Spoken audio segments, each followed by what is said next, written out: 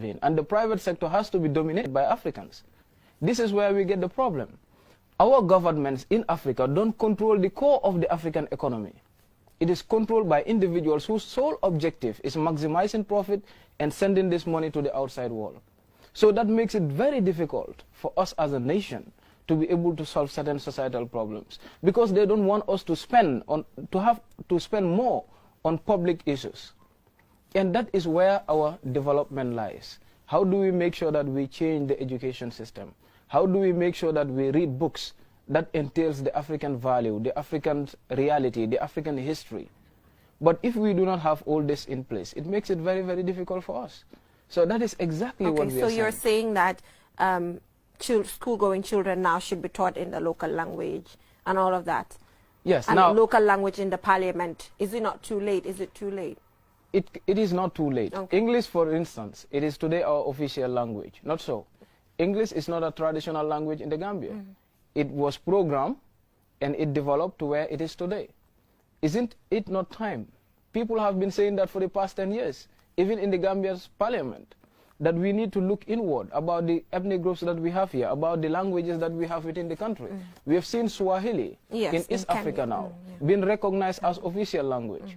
You know, so that is exactly where we need to look into. We have other languages in the Gambia where almost every part of the Gambia speaks.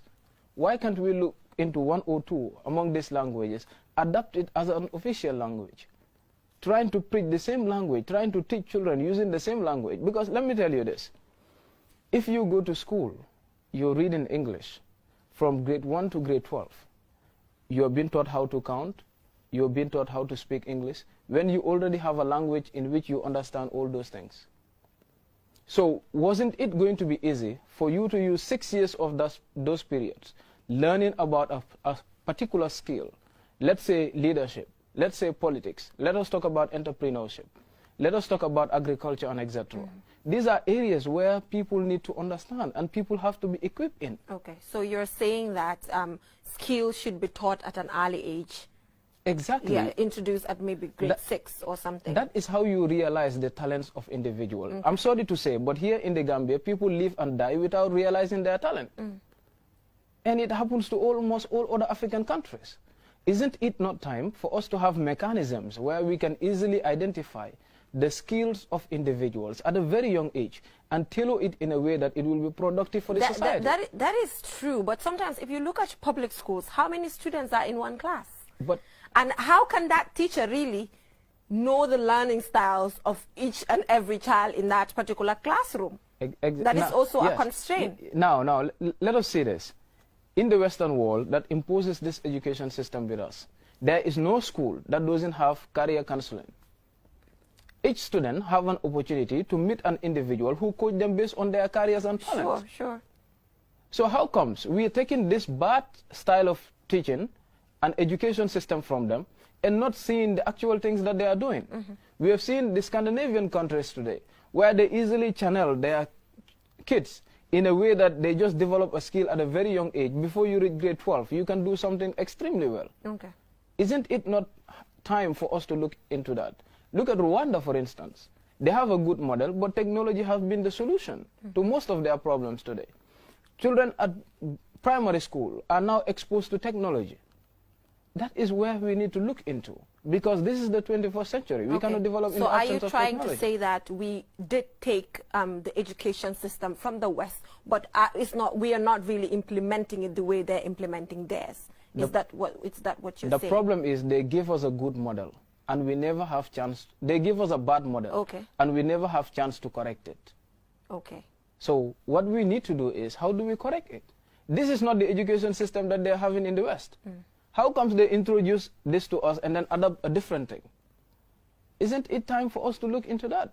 Okay, but so are you trying to say that they gave us an education system, but we are not implementing it the way they are implementing it in their countries? They gave us exactly what we are implementing.